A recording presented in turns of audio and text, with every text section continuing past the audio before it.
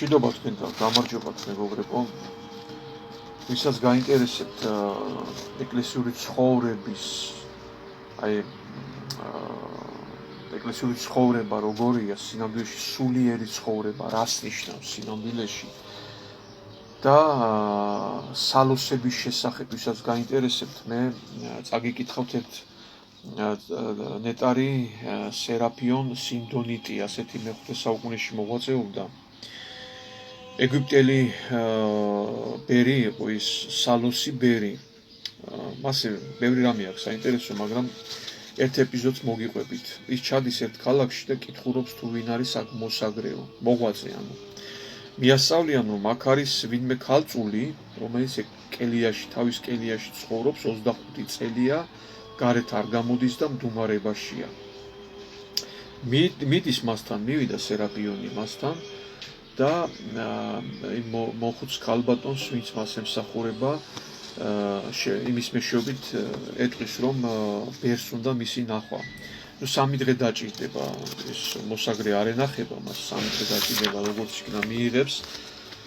და ნეტარი სერაფიონი უსვევს კითხვებს, რაღაცა შეეკითხება, რომ აქ რაზი ხარ?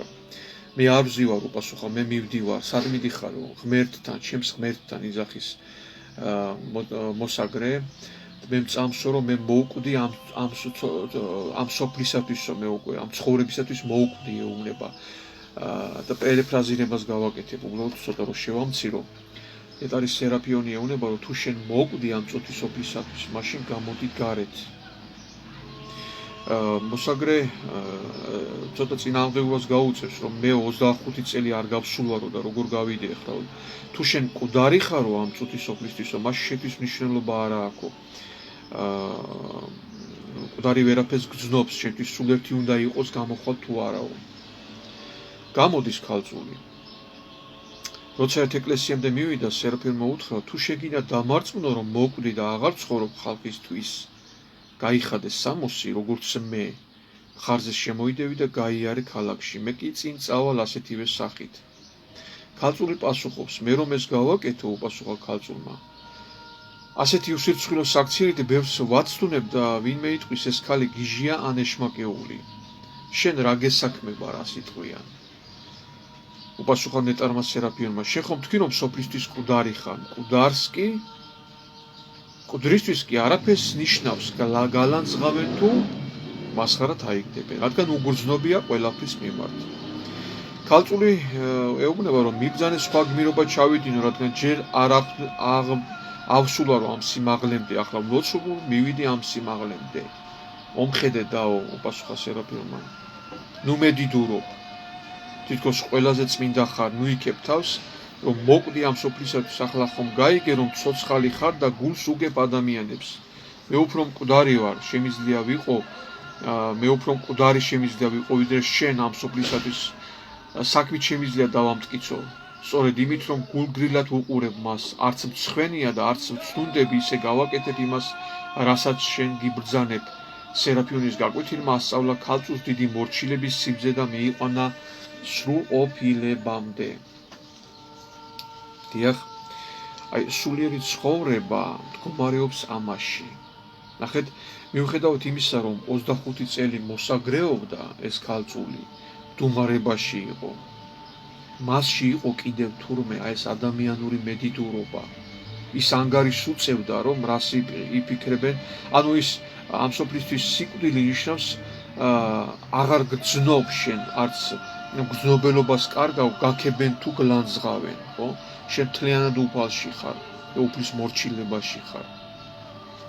და მიუხედავად ამ ხელა ღვაწლისა, ამ ქალწულში იყო ეს ჯერ კიდევ და ეს ნეტარი სერაფიონი რო არ მისულიყო მასთან და არ ესწავლებინა, ის ვერ დაინახავდა თავის თავში, მას ეგონა რახანის მოღვაწეობდა, ის იყო უკვე გარკვეულწილად წმინდანი, რომელმაც უნდა მიაღწიოს რაღაც სიმაღლეს და ამიტომ უთხრა, ჯერ არ მივსულვარო აქამდე.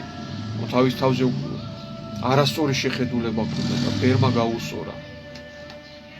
რა თქმა უნდა, ხა ვიტყვით ჩვენ, ხა გვემძიმება ეს ეს ხო როგორ უნდა გავაკეთოთ ყველას არ შეგვიძლია, რა თქმა უნდა არ შეგვიძლია ყველას, მაგრამ უნდა გვახსოვდეს ერთი რამ, სრულყოფილებამდე სვლა ზუსტად ეს არის საკუთარი ნების მოკვეთაში და უფლის მორჩილებაში და ამ სოფლისგან გაქცევაში, ამ სოფლიური შეხედულებებისგან, სტერეოტიპებისგან.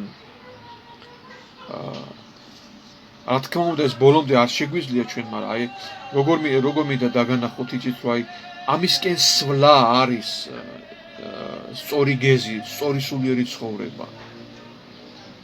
ამისკენ სწრაფვა არის სწორი სულიერი ცხოვრება. გაექცია ამ სოფელს როგორც უფალმა ბრძანა რომ მე არ ვარ ამ სოფლისა ესე როგორც ჩემები არ არიანო ამ სოფლისანი. აი ეს არის სრულყოფილებისკენ სვლა და არა თქვა ცოდნა. ზოგიერთი ადამიანი სრულყოფილებას ხედავს აი ბევრი სწავლებაში, ყველაფერი იცის, ნუ რელიგიურსაც გულისხმობ და საერო, სასულიერო, აი ყველაფერი შეუულია რომ ყველაფერზე შეიძლება ისაუბროს თუ აქვს ცოდნა. ამაში არ არის სრულყოფილება, იმიტომ რომ ამ დროს ადამიანი ინარჩუნებს აი მედიდურობას და შენ ახალ ხომ გაიგე რომ ცოცხალი ხარ და გულს უგებ ადამიანს, ანუ ადამიანებს აამებ ამითი, გულს უგებ. დიახ. არც მოღვაწეობაში არ არის სრულყოფილება, იმიტომ რომ მოღვაწეობდა 25 წელი მდუმარებაში, ეს არ არის ცოტა, მაგრამ მასში იყო ეს ადამიანური მაინც. დიახ, ეს 8 წელი შინაგან ეს ამაშია ზუსტად სრულყოფილება, რომ სულში, სულიდან განდევნო ამ სოფლის სიყვარული, განდევნო სულიდან ზუსტად. შეიძლება მოღვაწეობდა, მაგრამ სულიერად ამ სოფლიური მორწმუნე იყო, რელიგიური იყო და არა სულიერი ცხოვრებით ცხოვრობდა, იყო რელიგიური უბრალოდ. აღასრულებდა რელიგიურ რაღაცა წესებს, ასე ვთქვათ. და საინტერესო კიდევ აი აქ ის არის ზუსტად აი თვალის ახლა ჩვენ ალბათ თქვენს გაგიგიათ რომ იყვნენ სალოსები რომლებიც გაშიშულდებოდნენ თვლიანად და ის მათ რაც ხავდნენ გიჟებად, სულელებად, რა ვიცი, შეშლილებად, უსირცხვილოებად, ლოთებად, გარყვნილებად, სიამბლეში აქ უდიდესი სიწმინდე ინახება და უდიდესი სულიერების უმაღლესი საფეხურია ეს. გარედან ასე ჩანს როგორც შეიძლება შეშლილი გიჟი, მაგრამ შიგნით სულში ეს არის უდიდესი სიწმინდე, ასეთი მოღვაწეობა. მშვიდობას გისურვებთ, მეგობრებო, სიყვარულით იოანე.